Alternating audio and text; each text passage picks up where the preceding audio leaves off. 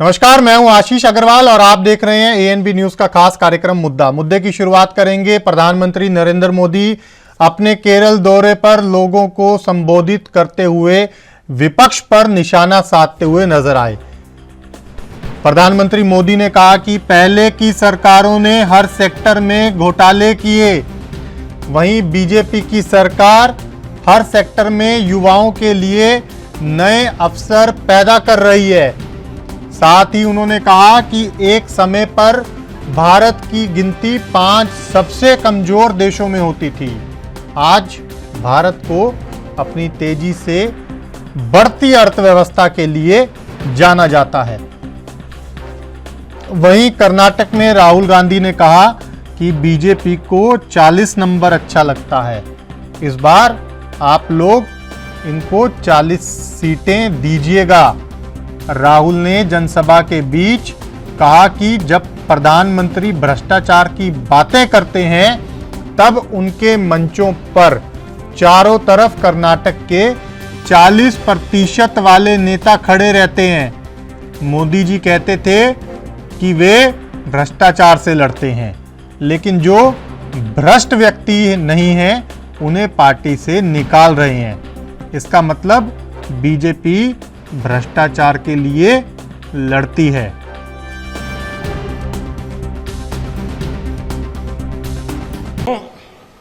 पहले की सरकारों ने जहां हर सेक्टर में घोटाले किए, वहीं भाजपा की सरकार हर सेक्टर में युवाओं के लिए नए अवसर बना रही है।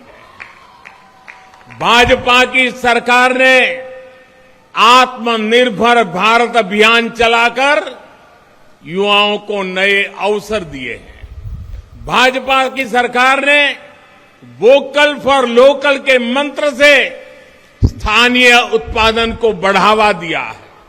भाजपा की सरकार ने स्पेस सेक्टर खोलकर युवाओं के लिए नए अवसर बनाए हैं। भाजपा की सरकार ने डिफेंस सेक्टर को खोलकर देश के युवाओं को नए मौके दिए हैं। भाजपा की सरकार ने पीएलआई स्कीम के माध्यम से देश में मैन्युफैक्चरिंग बढ़ाई है।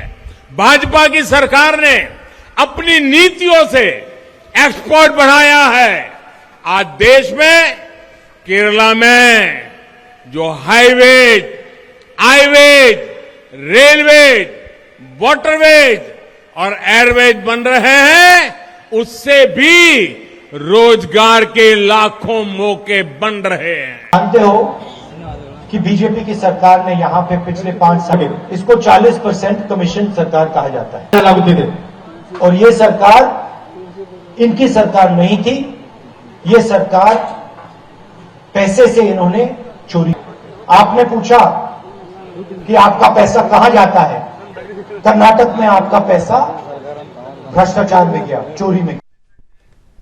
इसी बड़े मुद्दे पर चर्चा की शुरुआत करेंगे। हमारे साथ 3 खास मेहमान जुड़ रहे हैं, सीधा उन्हीं के पास चलेंगे और चर्चा की शुरुआत करेंगे। अश्विनी शाही, बीजेपी प्रवक्ता, साथ ही साथ रतन तिवारी, कांग्रेस प्रवक्ता, और आरबी उपाध्याय जी, वरिष्ठ पत्रकार हमारे साथ जुड़े हैं। आप तीनों का बहुत स्वागत है। शुरुआत शाही साहब आपसे। प्रधानमंत्री सीधे कह रहे हैं कि जितनी पिछली सरकारें थी हर सेक्टर में उनकी सरकारों के वक्त भ्रष्टाचार था। कहां तक इस बात को जायज मान लिया जाए, क्योंकि पूरे सेक्टर के ऊपर सवाल खड़े कर दिए हैं प्रधानमंत्री जी ने।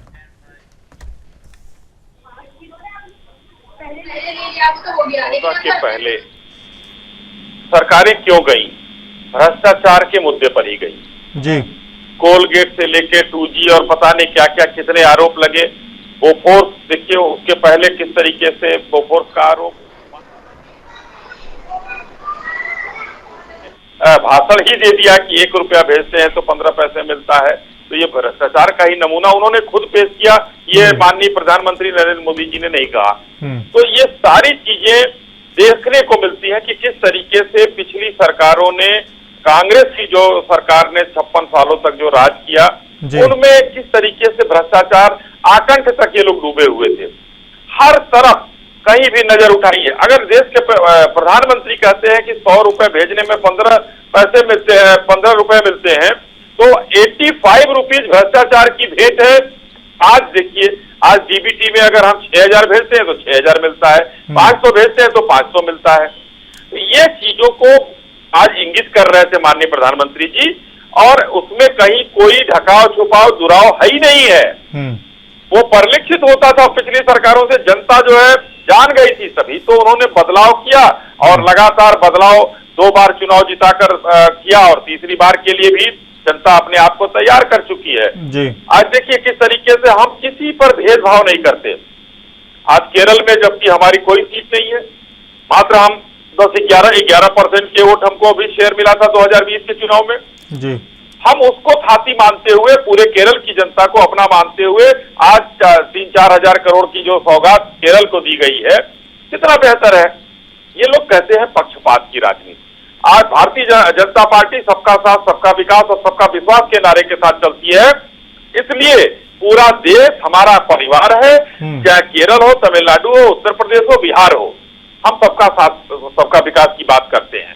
आधी आबादी को हम मकान देने की जब बात करते हैं तो आज तक महिलाओं को किसी ने मकान दिया नहीं था। महिलाओं के नाम पर कितनी मतलब गौरवान्वित होती है उस परिवार की महिला जिसका नाम लिखा होता है कमलावती देवी, उस परिवार की मालकिन। कभी सोचा भी नहीं था।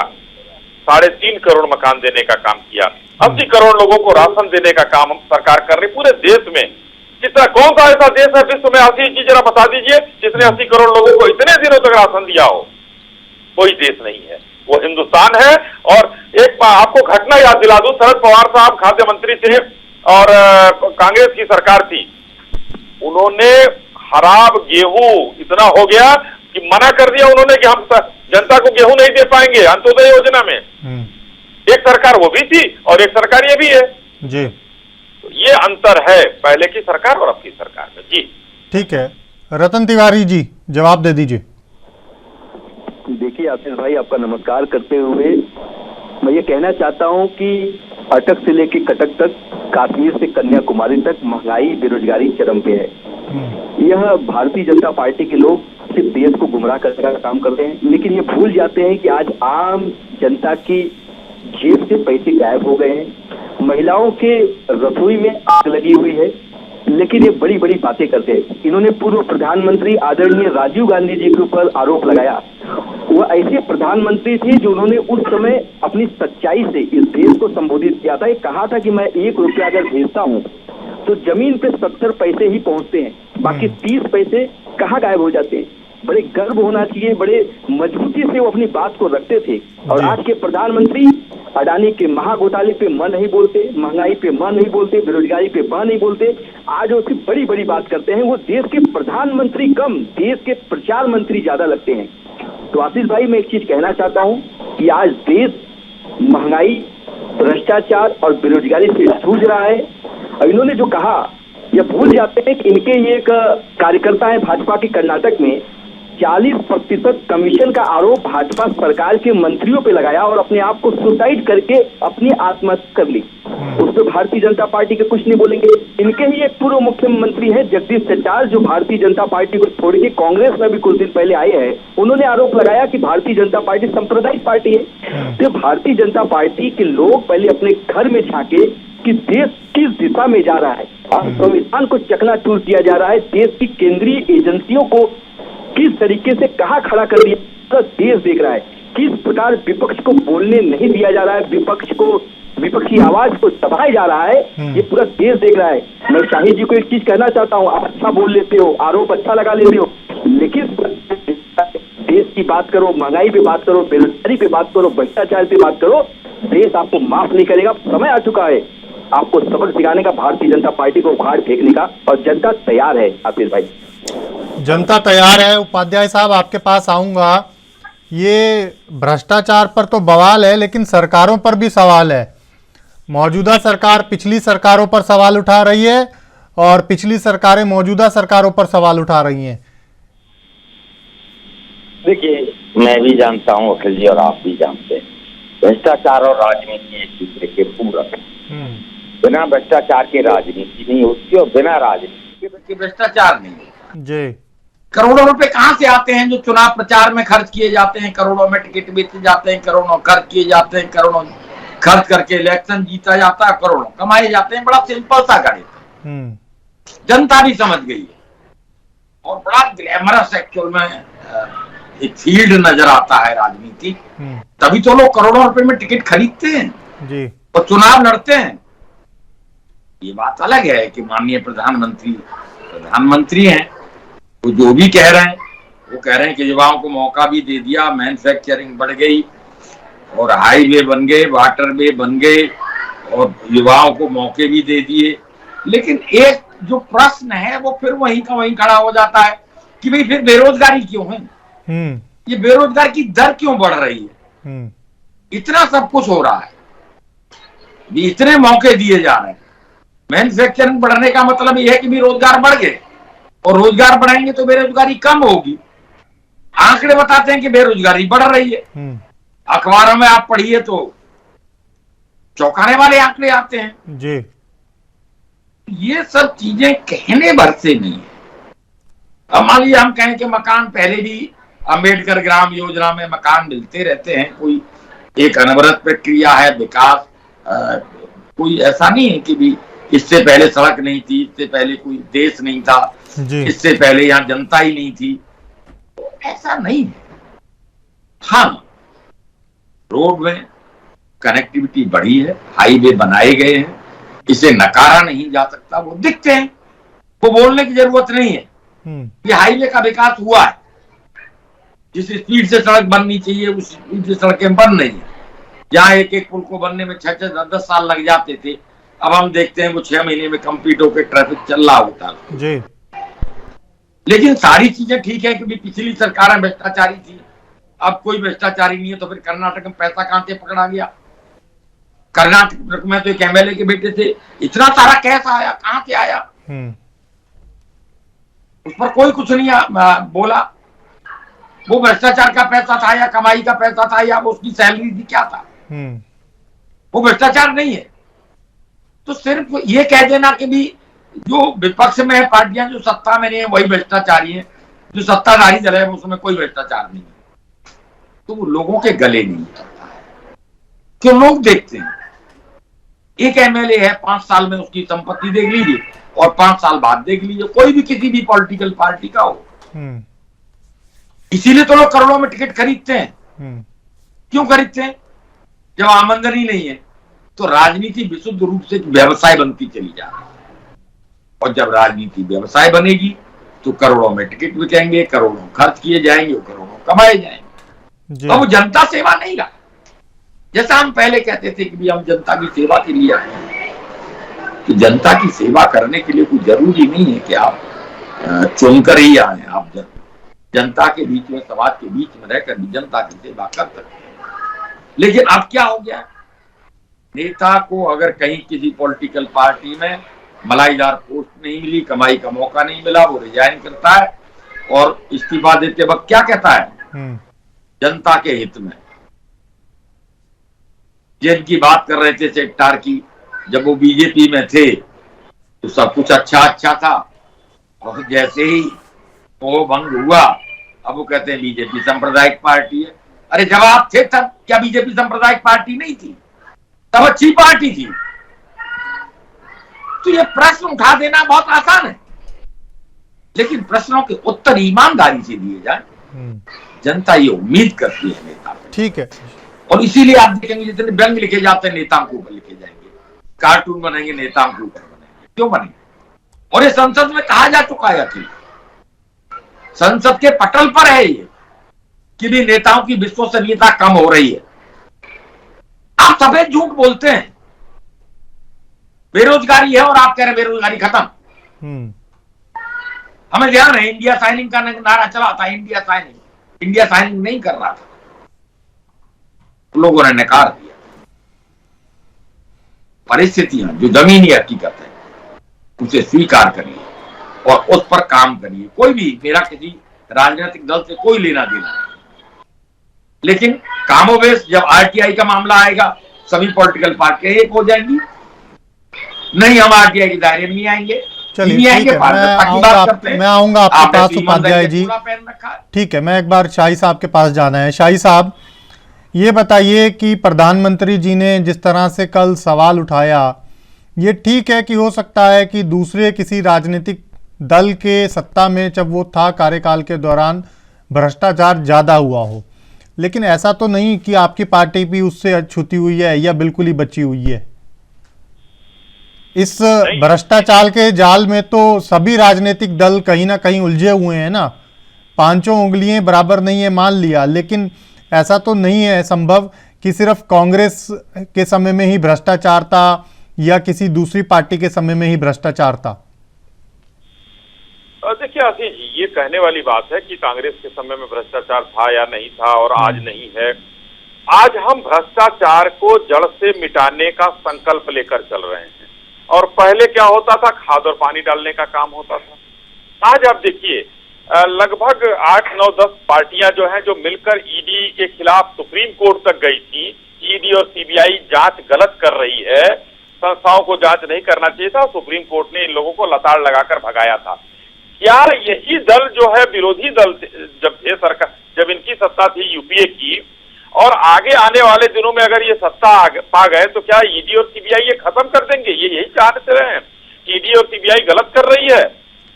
कहीं भी ईडी और सीबीआई आज छापे मार रही है, वहां से पैसे बरामद हो रहे हैं, तो वहां पर जो है कुछ गलत चीजें पकड़ी जा रही हैं, तभी ईडी और सीबीआई इतनी तेजी से आगे मुखर होकर आगे बढ़ रही है। और दूसरी बात, जो आंकड़े आए हैं ये राजनीतिक दलों के राजनेताओं पर 5% का मामला है, बाकी 95% तो व्यापारी और अन्य लोग हैं जी। इसलिए मैं ये कहना चाहता हूं कि आज हम संकल्प लेकर आए हैं कि चाहे भ्रष्टाचार कोई भी करे। देखिए मैं तो खुला कहता हूं, अभी उपाध्याय जी ने उठाई बात, मैं खुला कहता हूं कि हमारे दल के एक विधायक का बेटा 8 करोड़ रुपए के साथ पकड़ा गया, वो जेल गया, हमारी सरकार होते हुए भी पकड़ा गया। हम कहीं किसी को छुपाने की बात नहीं करते हैं, जेल गया, और जेल से अगर उसने न्यायालय ने उसको जमानत दे दी तो वो अलग बात है, भाई हम न्यायालय पर हमारा कोई कंट्रोल नहीं है, मगर जेल गया, पैसे बरामद हुए, तो ये चीज है, चाहे कोई भी हो हम उसका काम करेंगे। दूसरा, अभी कुछ मामला उठाया उपाध्याय जी ने बेरोजगारी का, और हमारे रतन तिवारी जी ने, मेरे पास कुछ आंकड़े हैं जहां जहां हमारी सरकार है और नहीं है। आंध्र प्रदेश में हमारी सरकार नहीं है, 7.7% बेरोजगारी है, असम में हमारी है 4.7% है, बिहार में हमारी नहीं है, 19% से ऊपर की बेरोजगारी है, छत्तीसगढ़ में 3.4%, दिल्ली में 21%, गुजरात में 2.4%, हिमाचल परसेंट में 7.6%, हरियाणा एक हमारा प्रदेश है 37% है, मानते हैं, महाराष्ट्र में 3.1%, उत्तर प्रदेश का निवासी मैं हूं 4.3% से नीचे है, तो ये पश्चिम बंगाल में 5%, केरल में 7% से ऊपर। तो ये बताइए कि सारे राज्यों में उपाध्याय जी हम ही नहीं है, बेरोजगारी दर अगर इनका लेकर आप आएंगे तो वो आंकड़ा औसत का ऊपर ही बढ़ेगा, नीचे नहीं गिरेगा। हाँ, हम उसको कम करने की बात कर रहे हैं। बात आई महंगाई की, उपाध्याय जी आप जवाब दे लीजिएगा। बात आई महंगाई की, अभी रतन भाई ने बात की। रतन भाई आपको पता है कि महंगाई इस समय WFI कितना है, थोक महंगाई दर 1.34%, इस मार्च का इंडेक्स है जो आया है। आप कभी नहीं आप सोच सकते थे कि आपकी सरकारों में इस समय वैश्विक महंगाई चल रही है, युद्ध चल रहा है, कोरोना बीता है, उसके बाद 1.34% की महंगाई दर है। आप क्यों बात नहीं करते हैं? पीयूष गोयल साहब ने एक आंकड़ा पेश किया था, मैं उस आंकड़े को आपके सामने थोड़ा सा समय लेकर वो करना चाहूंगा कि जो 2 अप्रैल 22 को पाम ऑयल 150 रुपए किलो बिक रहा था, वो 27% कम दाम पर आज बिक रहा है। ये उन्होंने कुछ आंकड़े रखे थे देश के सामने, हम उसको इतना लंबा चार्ट नहीं पढ़ेंगे, लेकिन कहने का मतलब 188 रुपए लीटर जो है तेल का दाम सरसों का पहुंच गया था, और आज जो है, आज देखिए कितना नीचे आया है, सरसों का तेल 120-130 रुपए मिल रहा है इस समय। तो मैं ये कह रहा हूं कि सरकार चारों तरफ से चीजों को कंट्रोल करने के लिए कटिबद्ध है, प्रतिबद्ध है, और आज जो है हम जिस तरीके से भ्रष्टाचार की बात करते हैं, सारे लोग एक हो जाते हैं, सारे मौसेरे भाई एक होकर ईडी दफ्तर तक जाने की बात करते हैं और सुप्रीम कोर्ट तक चले जाते हैं जहां से लताड़ लगती है। यही काम माननीय प्रधानमंत्री जी ने प्रण लिया है कि भ्रष्टाचार, बेईमानी से हम समझौता नहीं करेंगे, चाहे जो भी हो जाए। जी ठीक है, भ्रष्टाचार बेईमानी से समझौता नहीं करेंगे, ये प्रधानमंत्री का प्रण है। रतन तिवारी जी। इस भाई, भारतीय जनता पार्टी के जो प्रवक्ता होते हैं बड़े कॉन्फिडेंस के साथ, मजबूती के साथ आंकड़े लेके बैठते हैं, लेकिन ये भूल जाते हैं कि उनके जो आंकड़े हैं उस आंकड़े से कुछ होने वाला नहीं है। लोग जानते हैं कि यही देश के प्रधानमंत्री आदरणीय नरेंद्र मोदी जी इस देश की जनता के सामने हर हर वर्ष 2 करोड़ रोजगार देने का भी वादा था। आज कुल मिला के 18 करोड़ रोजगार देने की बात है।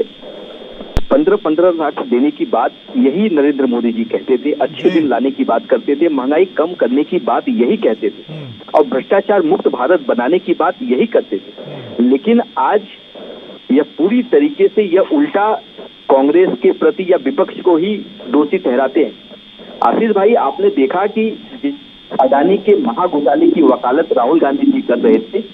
यही सरकार है जो सदन को चलने नहीं दे रही थी, और इतिहास में पहली बार ऐसा हो रहा था, क्योंकि अब तक सभी ने सुना था कि विपक्ष सदन को चलने नहीं देता। ये पहली बार हो रहा था, सरकार सदन को चलने नहीं दे रही थी, और करोड़ों रुपए जो डूबे थे वो जनता के डूबे जी। और आशीष भाई, बड़े मजे की बात यह है, यह इन्होंने आंकड़ा बता दिया, यहाँ पे हमारी सरकार है, वहां पे बेरोजगारी है। ये बताइए कि मध्य प्रदेश में एक चुनी हुई सरकार, जो जनता ने कांग्रेस पार्टी को मैंडेट दिया था, सरकार दी थी, उस सरकार को तोड़ने का, मरोड़ने का, खरीद फरोख्त करके जबरन सरकार बनाने का अगर काम किसी ने किया था तो भारतीय जनता पार्टी ने किया था। महाराष्ट्र में क्या हुआ, गोवा में क्या हुआ, कर्नाटक में क्या हुआ, इन्होंने जहां जहां जनता ने इनकी सरकार को बर्खास्त किया, इनकी सरकार को गिराने का काम किया, वहां पे इन्होंने जबरदस्ती अपनी सरकार बनाई है। और देखा जाए तो बिहार की बात करें तो, आऊंगा शाही साहब, एक बार बात पूरी होने दीजिए। बिहार में इनकी सरकार थी, आज नीतीश बाबू ने इनको झटका दिया, क्योंकि वहां पे इनके ही मंत्रियों ने भ्रष्टाचार खुलेआम करना शुरू कर दिया था। और पूरे, शाही साहब सुनिए, पूरे देश में अगर भ्रष्टाचार करने में अगर कोई माहिर है तो भारतीय जनता पार्टी है। प्रधानमंत्री नरेंद्र मोदी ने कहा कि पिछली सरकारों में बड़े भ्रष्टाचार हुए, तो पिछली सरकार में तो अटल बिहारी वाजपेयी की सरकार थी, तो क्या अटल बिहारी वाजपेयी की जो सरकार में घोटाले हुए हैं तो क्या उसकी जांच ये कराएंगे? नहीं कराएंगे। ये 2G घोटाले की बात कर रहे थे, इनको पता होना चाहिए कि कैग विनोद राय ने सुप्रीम कोर्ट में माफी मांग ली, और सुप्रीम कोर्ट ने कह भी दिया कि 2G घोटाला तो हुआ ही नहीं था। तो ये भारतीय जनता पार्टी के लोग हैं, जिस तरीके से आदरणीय रॉबर्ट वाड्रा के ऊपर ये आरोप लगाते थे, हरियाणा की सरकार ने कोर्ट में जाके बोल दिया कि कोई घोटाला नहीं हुआ है। तो आने वाले समय में आशीष भाई आप देखना कि जो आरोप लगा रहे हैं इनको मुंह की खानी पड़ेगी, और कर्नाटक तो बदलाव करने जा रहा है। ठीक है, शाही साहब जवाब दे दीजिए। जी, देखिए, रतन भाई कह रहे थे, जरा सा मैं रतन भाई से पूछना चाहता हूँ कि जो महंगाई बार बार कह रहे हैं ये कहीं भी अपने, ज्यादा मैं पीछे नहीं जाऊंगा कि इंदिरा जी, राजीव जी पर बात नहीं करूंगा, मैं माननीय मनमोहन सिंह जी की सरकार में बात करूंगा कि 2004 से 14 के बीच में 1.3%, 4% की महंगाई दर दिखाकर बता दें हमको, वो आंकड़े अगर हो इनके पास तो, कि अगर किसी भी साल हुआ हो। नहीं होता था। और आज जो जिस तरीके की बात ये कर रहे हैं भाई, हम चारों तरफ हर चीज को, जो आप लोगों ने रायता फैलाया था उस रायते को हम लोग समेटने का काम कर रहे हैं। क्योंकि आज अगर मान लीजिए कि भ्रष्टाचार के खिलाफ नकेल न कसती, संस्थाएं काम न करती, तो आप आशीष जी बताइए कि ये 12-13 दल जो मिलकर जा रहे थे ईडी के यहाँ, मैं आपको बताता हूँ, दल की अगुवाई कर रहे थे फारूक अब्दुल्ला साहब। 113 करोड़ का खेल घोटाला उनके खिलाफ चल रहा है। अखिलेश यादव जी की पार्टी थी, यहाँ पर लखनऊ में जो है उनके खिलाफ जो है रिवर फ्रंट घोटाला चल रहा है। और कौन कौन नहीं था जिसमें, जो लोग थे, कहने की बात नहीं है। अरविंद केजरीवाल जी के खिलाफ क्या क्या घोटाले चल रहे हैं ये बताने की जरूरत नहीं है। कट्टर ईमानदार, लेकिन ये विपक्षी दल तो कह रहे हैं कि ये घोटाले है ही नहीं, ये तो बीजेपी का रचा गया परपंच है, जिसमें चुनावों के चक्रव्यूह से कहीं ना कहीं बचने के लिए उलझाने का काम कर रही है बीजेपी एजेंसियों के सहारे। कुछ नहीं कह रही, देखिए बीजेपी कुछ नहीं कह रही है, बीजेपी को इसमें न घसीटा जाए। संस्थाएं, मैं बार बार पहले एक लाल पेन से अंडरलाइन करके बोल रहा हूं कि संस्थाओं का काम है, और जहां भी छापा पड़ रहा है, पार्थ चटर्जी हो या वहां पर जो है सौम्या अग्रवाल हो, क्या कहते हैं झारखंड की, या वहां बघेल साहब की पीएस एक महिला IAS अफसर थी, जहां भी छापा पड़ा है वहां पर धन पकड़ा गया है, अकूत संपत्ति पकड़ी गई है, करोड़ों रुपए। ये भारतीय जनता पार्टी के शासी सरकार नहीं है, बघेल साहब की पीएफ के छापा पड़ना, करोड़ों रुपए का बरामद होना। तो ये क्या भारतीय जनता पार्टी कर रही है? ये संस्थाएं कर रही हैं। अगर हम कूट रचित करते तो रुपया भी जो है इनके यहाँ बरामद न होता, कुछ नहीं होता। लालू प्रसाद यादव जी के ऊपर 97 से केस चल रहा है। अभी भी ये लोग उनको लेकर ईमानदार बताते हैं, लेकर घूम रहे हैं साथ में, क्योंकि कांग्रेसियों का तो समर्थन है वहां की सरकार को, बिहार की सरकार को, झारखंड की सरकार को। तो ये लोग तो भ्रष्टाचार बचाएंगे ही बचाएंगे, और उस चीज पर ये हमेशा मरहम पट्टी लगाएंगे। भाजपा को आप ये बताइए कि काने को काना आप कहेंगे तो उसको बुरा नहीं लगेगा? तो ये जो मौसेरे भाई हैं, इनको अगर हम लोगों ने एक्सपोज करने का काम किया संस्थाओं ने, और हम लोगों ने बाजार में सबको, हिंदुस्तानी देशवासियों को बताने का काम किया कि भाई देखिए सारे मौसेरे भाई इकट्ठा करके बैठे हैं, तो बुरा तो लगेगा ही लगेगा, क्योंकि राजनीतिक दल है, बुरा लगना है। आने वाले दिन में जनता इतनी प्रबुद्ध हो गई है आप लोगों के माध्यम से, आईटी के माध्यम से, कि जान रही है कि क्या हिंदुस्तान की राजनीतिक दल क्या कर सकते हैं, कौन पूरे देश को मजबूती दे सकता है, कौन इस देश में को खोखला कर सकता है। जी ठीक है, उपाध्याय साहब आपके पास आऊंगा, क्योंकि भ्रष्टाचार पर ही कहीं ना कहीं बवाल है और सरकारों पर सवाल है। एक दूसरे की सरकारों पर राजनीतिक दल सवाल उठा रहे हैं। सवाल ये है कि लक्ष्य चुनाव हैं, 24 का चुनाव सामने है, 24 का चक्रव्यूह कहा जा सकता है चुनावी। ऐसे में क्या लगता है आपको, जिस तरह से बीजेपी अटैक करने की कोशिश कर रही है, या आप सीधे तौर पर कह लीजिए कि प्रधानमंत्री ने अब पिछली सरकारों के ऊपर सवाल उठा दिए हैं, उनके हर सेक्टर के ऊपर सवाल उठा दिया है। दूसरी तरफ राहुल गांधी ने भी कल भ्रष्टाचार को लेकर बीजेपी को घेरा है। ऐसे में जनता पूरी सियासी स्थिति को किस तरह से देखती है और कैसे लेगी? देखिए, एक एक बात को हम लेते हैं। ट्रैफिक पुलिस वाला साई जी लखनऊ में रहते हैं, मैं दिल्ली में रहता हूँ, दूसरे जो मित्र हैं ये भी कहीं रहते होंगे। ट्रैफिक पुलिस वाला कल भी पैसे लेता था, आज भी पैसे लेता है। तो आम आदमी रूबरू होता है, आम आदमी का जो वास्ता पड़ता है वो देखता है। अगर भ्रष्टाचार खत्म हो गया तो पुलिस वाला पैसे क्यों लेगा? वो थाने में जाता है, बिना पैसे के उसका काम नहीं होता। और हम कहते हैं भ्रष्टाचार खत्म हो। भ्रष्टाचार कहाँ से खत्म हुआ? वो एक जगह मुझे बता दी जाए कि भाई वहां चले जाइए, वहां कोई भ्रष्टाचार नहीं है। किसी भी प्रदेश में चले जाइए, किसी भी सरकार में चले जाइए, कहीं से निकल के जाइए, गाड़ी लेके ट्रैफिक पुलिस वाला रोकेगा, उन्हें 1000 रुपए का चालान है, 500 रुपए दे दो, ठीक है, मामला रफा दफा हो गया। तो ये कहाँ है भ्रष्टाचार? ये क्या है? तो देखिए, शब्द बहुत अच्छा है, भ्रष्टाचार पर ट्रोल सबने देखी है, लेकिन वही खबरें भी आती रहती है। अमुक डिपार्टमेंट में इतना घोटाला, वहाँ इतने का गैस बरामद हो गया। जब भ्रष्टाचार खत्म हो गया तो गैस कहाँ से बरामद हो रहा है, कहाँ से भ्रष्टाचार हो रहा है और क्यों हो रहा है? प्रश्नों का पटवारी कर्मी पैसे लेता था, पटवारी आज पैसे ले रहा है। यानी बदला क्या है? सिर्फ शब्द बदले, सिर्फ नारा बदला, सिर्फ पॉलिटिकल पार्टियां बदली। सत्ता आने जाने वाली, कल कोई सत्ता में था, आज कोई सत्ता में है, कल कोई सत्ता में रहेगा। लेकिन आम आदमी जो रूबरू होता है वो भ्रष्टाचार से होता है, और वो भ्रष्टाचार से बिना उसका काम नहीं होता है। चाहे वो थाने में चले जाए, चाहे वो कोर्ट में चला जाए। अब दूसरा बात, महंगाई की बात करें। पेट्रोल डीजल क्या रेट था और आज क्या रेट है? हम तो कहते थे 40 रुपए लीटर देंगे पेट्रोल, लेकिन जनता तो रोज पेट्रोल भरवाती है। हम कहते हैं महंगाई खत्म हो गई, और जनता कहती है कि नहीं, सिलेंडर भी महंगा है, पेट्रोल भी महंगा है, डीजल। मेरी जेब से तो ज्यादा पैसा जाता है ना, जब मैं स्कूटी लेके जाता हूँ, गाड़ी लेके जाता हूँ।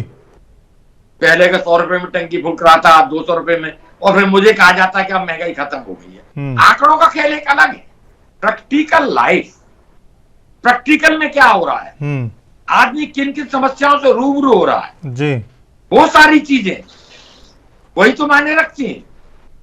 उस पर कोई बात नहीं, सिर्फ एक नारा दे दीजिए कि महंगाई खत्म हो गई। साहिब साहब बता रहे थे भी, 5% से 1.4 पे आ गया। अरे 1.4 पे आ गया तो पेट्रोल और डीजल के रेट सस्ते हो जाने चाहिए साहिब साहब, नहीं हो रहे ना। अब आम आदमी पेट्रोल डीजल के पैसे अपनी जेब से ज्यादा ही दे रहा है। और डेली दे रहा है, रोज दे रहा है, उसे कोई राहत नहीं मिली जब वो ढूंढ रहा है। आप कहते हैं कि हम गैस सिलेंडर दे दिया, गैस सिलेंडर भरवाने के लिए अब उसकी रीच से बाहर हो गया। उसके लिए पहले प्रायोरिटी है, उन्होंने कहा भाई ठीक है लकड़ी इकट्ठी कर लूंगा, खाना बना लूंगा, लेकिन जेब में पैसा इतना नहीं है कि मैं गैस सिलेंडर खरीद लूंगा। तो जो सिलेंडर दिए गए, आप साहिब साहब जाके देखें गांव में, वो आज तक भरा नहीं गया है। और तभी माननीय गृह मंत्री ने कहा कि त्योहारों पे हम फ्री दे देंगे, यानी चलो कभी नहीं भरा जाता, कम से कम त्योहार में फ्री मिलेगा। उज्ज्वला योजना भी तो चलाई थी प्रधानमंत्री ने। देखिए वो मैं वही बता रहा हूँ, उज्ज्वला योजना में आपने कनेक्शन तो दे दिए, सिलेंडर दे दिया, लेकिन भाई साहब वो महंगा इतना है। अब आम आदमी अपने बच्चों का पालन पोषण करे, उसकी फीस भरे, उसके कपड़े बनवाए, उसका इलाज कराए, या इलाज न करा के सिलेंडर भरवा ले। अगर रीच में होता वो 200 का 400 का, चलो आदमी कहीं से कर करा के जुगाड़ भरवा लेता। वो 1000-1100 का सिलेंडर, फिर हम कहते हैं कि नहीं महंगाई खत्म,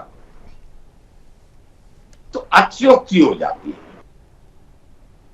और कहते हैं कि भी अभी कांग्रेस के मित्र भी कह रहे थे कि भी हमने ऐसा किया वैसा किया, आपने क्या किया वो भी जनता ने देखा था। इतना अच्छा कर रहे होते तो जनता आपको सत्ता से बाहर नहीं करती। ठीक है, यानी कुछ गलत हुआ था, भ्रष्टाचार का परसेप्शन बना। ये बात अलग है कि भी 2G 4G में हुआ कुछ नहीं, कोई केस बरामद नहीं हुआ। और शायद वो जो कांग्रेस के मित्र हैं वो शायद उसको एक्सप्लेन नहीं कर पा रहे हैं। होता क्या था पहले, ये भी दर्शक समझ लें। CAG की रिपोर्ट आती है और CAG की रिपोर्ट में बहुत सारे पॉइंट मेंशन किए जाते हैं और वो बाद में रेक्टिफाई होते हैं। CAG की रिपोर्ट के आधार पर आरोप लगा दिए जाते थे कि 50,000 करोड़ का घोटाला हो गया। अब वो 50,000 रुपए, देखिए होता क्या है, ये पेंसिल चोरी हुई तो पुलिस का काम है FIR लॉन्च करेगी, इस पेंसिल को रिकवर करेगी और ये पेंसिल कोर्ट में पेश की जाएगी और ये केस प्रॉपर्टी होगी।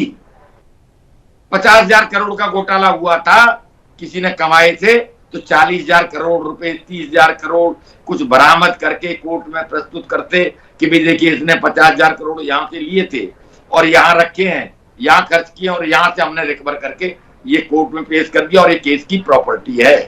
केस प्रॉपर्टी होता है, कोर्ट में पेश किया जाता है। या हजारों करोड़ की घोटाले की बात होती है, रिकवरी 2 पैसे की नहीं, केस प्रॉपर्टी के नाम पर कुछ नहीं। बस मैंने कह दिया 50,000 करोड़ का घोटाला। मैं जवाब ले लेता हूं। शाही साहब, 2 प्रमुख बातें कही हैं उपाध्याय जी ने। पहला, महंगाई को लेकर आंकड़ों का जाल है लेकिन धरातल पर जनता बेहाल है। दूसरी बात कि जनता के सामने आंकड़े तो बड़े बड़े दिखा दिए जाते हैं भ्रष्टाचार के मामलों के, लेकिन रिकवरी में मामला सफाचट होता है, जो उपाध्याय साहब कहने की कोशिश कर रहे हैं सीधे तौर पर। आज पहली बार उपाध्याय साहब ने एक बात, मैं तो किसी को किसी का प्रवक्ता नहीं कहता हूं, उपाध्याय जी हमारे मित्र हैं, और उपाध्याय जी ने आज पहली बार एक बात कहा, मुझे मतलब हास्यास्पद भी लगा कि कांग्रेस के मित्र जो है एक्सप्लेन नहीं कर पा रहे हैं। मैं उसका भी जवाब लूंगा, लेकिन पहले आप क्योंकि सत्ता में आप हैं तो पहला जवाब देने का अधिकार आपका है, नैतिक जिम्मेदारी आपकी है, इसलिए आपके पास आया हूँ। उपाध्याय जी ने आंकड़ों का खेल बताया, मैं आंकड़ों के खेल की बात भी कर रहा हूँ। ये आंकड़ों का खेल नहीं है, ये आंकड़े जो है सरकार ही जारी करती है। जब आप हंगर इंडेक्स, कोई एक पोलैंड टाइप देश जारी करता है जिसकी आबादी जो है चंडीगढ़ से भी कम है, वो उस पर मानते हैं कि हम श्रीलंका से भी पीछे हैं और पाकिस्तान से भी पीछे हैं, तो विरोधी दल ये कहते हैं कि हिंदुस्तान हंगर इंडेक्स में कहाँ खड़ा है। वो भी आंकड़ा है, उसको भी मान लेते हैं। और आज अगर CMI या कोई जो अपने हिंदुस्तान की एजेंसियां हैं आंकड़ा जारी करती हैं, उसको उपाध्याय जी जैसे प्रबुद्ध लोग मानने की बात नहीं करते कि आंकड़ों का खेल है, ये उचित नहीं है। अब मैं आता हूं दूसरे मुद्दों पर। ठीक है, आंकड़े मत मानिए आप। मैं और उपाध्याय जी को याद होगा गैस की बात इन्होंने की। उपाध्याय जी, गैस जो है अटल बिहारी वाजपेयी की सरकार आई थी और उसके पहले जो है ये स्थिति हुआ करती थी कि गैस के लिए लाइन लगता था और उस लाइन में जो है हम लोग खड़े होते थे, बच्चे थे उस समय, अटल जी के सरकार के पहले की मैं बात कर रहा हूं। जी। और गैस किस तरीके से मिलता था वो सबको पता है। अटल जी की सरकार आई, एक फोन कॉल पे गैस उपलब्ध होना शुरू हो गया था। ये बात मैं 90 के दशक की बता रहा हूं, जब सरकार आई थी। आज का वो है गैस का, एक फोन करिए गैस आपके यहाँ 1 घंटे में हाजिर। कांग्रेस की सरकार थी और गैस का दाम मैं कई चैनलों पर भेज चुका हूं, लोग मानने के लिए तैयार नहीं होते हैं। 1 जनवरी 2014 को गैस का दाम 1241 रुपए था। ये मैं सबको भेज चुका हूं, मैं इंडिविजुअल कई चैनल के लोगों को भेजता हूं, लेकिन लोग मानते नहीं है क्योंकि सिरे से खारिज करते हैं। आज कितना है देख लीजिए। उज्ज्वला योजना की बात हुई, कम से कम सिलेंडर दिए जा रहे हैं। लकड़ी की कितनी कमी है उपाध्याय जी आप नहीं जान रहे हैं। एक बच्चा पढ़ नहीं पाता था, अपनी माँ के लिए वो लकड़ी इकट्ठा करता था। आज जो है मजदूरी में भी बढ़ोतरी हुई है और मजदूरी से हर गैस भराया जा रहा है, ये रिकॉर्ड बता रहे हैं। तो हम सरकारों ने बिजली देने का काम किया, गैस सिलेंडर देने का काम किया। तीसरी बात इन्होंने कहा कि क्या सड़कें नहीं थी हिंदुस्तान में, आशीष जी? ये तो सवाल बनता ही नहीं था। सड़कें थी भाई, हम लोग भी चलते थे, लेकिन क्या 2014 के बाद सड़क जितनी सड़कें बनी है, जितना एक्सप्रेसवे बना है, क्या कहीं बना था?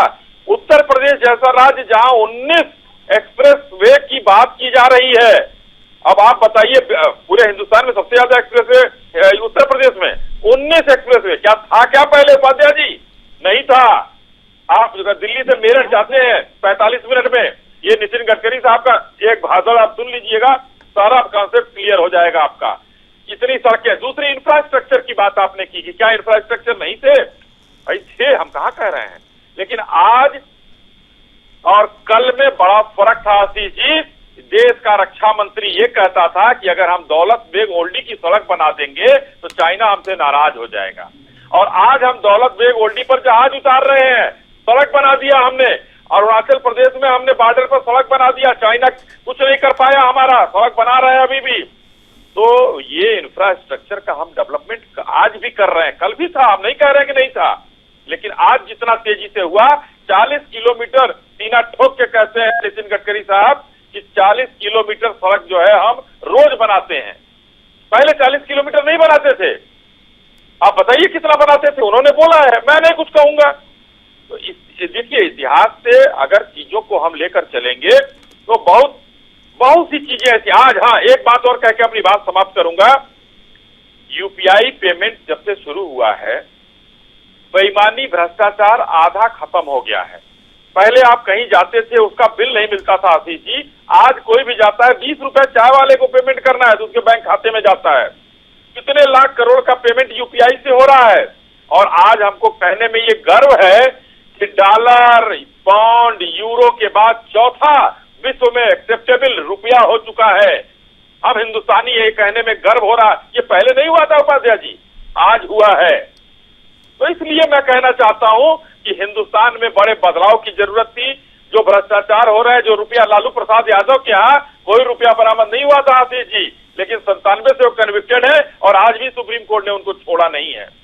जो बात उपाध्याय जी कह रहे हैं कंट्राडिक्टरी बात है, लेकिन सच्चाई ये भी जानते हैं कि क्या हो रहा है और क्या पीछे होता था। जी ठीक है तिवारी जी, पहले तो उपाध्याय जी की बात का जवाब दे दीजिए। उपाध्याय साहब कह रहे थे कि आप एक्सप्लेन नहीं कर पा रही हैं, फिर मैं अगले सवाल पर आता हूं।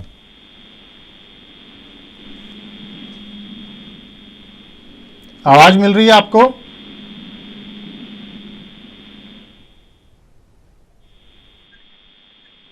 ठीक है, मैं आऊंगा। उपाध्याय साहब, शाही साहब तो ठीक है, जो उनकी सरकार ने काम किए उनकी जिम्मेदारी है उनको गिनवाना, और वो उसको बाखूबी निभा भी रही हैं, लेकिन जनता को सरोकार दाम से है। तेल का दाम हो, गैस का दाम हो, सरसों के तेल का दाम हो, कहीं ना कहीं राशन से जुड़े सामान का दाम हो। ये आपको लग रहा है कि जो ये वाकई में महंगाई के आंकड़े वित्त मंत्री जी दिखाती हैं कि सरकार जीडीपी को लेकर जो दावे करती है, धरातल पर आम आदमी उससे खुश है? मैं जवाब दूं, मेरे से प्रश्न था जी उपाध्याय साहब।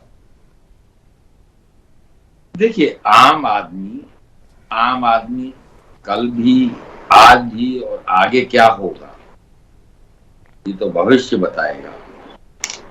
आम आदमी की मुश्किलें कुछ कम तो जरूर हुई हैं, ये नहीं कह सकते कि भी नहीं हुई।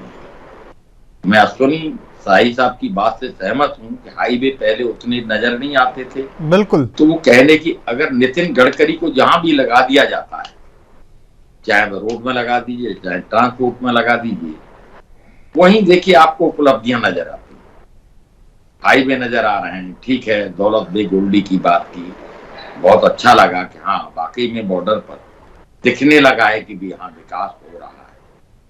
लेकिन एक ही मंत्री नहीं होता सरकार में, सिर्फ नितिन गडकरी नहीं है, बाकी भी मंत्री हैं, बाकी भी डिपार्टमेंट हैं। काश जो उपलब्धियां नितिन गडकरी के खाते की हैं, बाकी मंत्रियों के खाते में भी अगर वही उपलब्धियां होती और वही काम अगर जमीन पर नजर आ रहा होता, तो मैं समझता हूं गिनाने की जरूरत है, प्रचार की जरूरत है। आज कहने की जरूरत नहीं है कि हाँ हाईवे बन रहे हैं, सड़क बन रही है, वो दिखता है, उसे नकारा नहीं जा सकता। कांग्रेस उसे नकारना भी चाहे या विपक्ष नकारना चाहे तो नकारा नहीं जा सकता।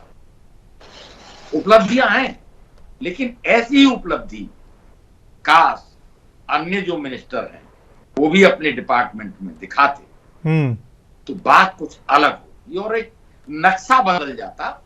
कहने की जरूरत हमें नहीं पड़ती है। और देखिए, जो आम आदमी की बात आपने की है कि आम आदमी जिससे रूबरू होता है, मैंने वही बातें बताई। शाही साहब रूबरू नहीं होते होंगे, कांग्रेस के मित्र रूबरू नहीं होते होंगे। आम आदमी को देखिए, कभी पुलिस वाला रोक के डंडा निकाल देना पड़ता है, नहीं तो वो गाड़ी बंद कर देगा, 5,000 का चालान देना पड़ेगा। तो मैं आम आदमी की ही बात कर रहा था कि वो तो बेचारा कल भी दे रहा था, वो तो आज भी दे रहा है साहब।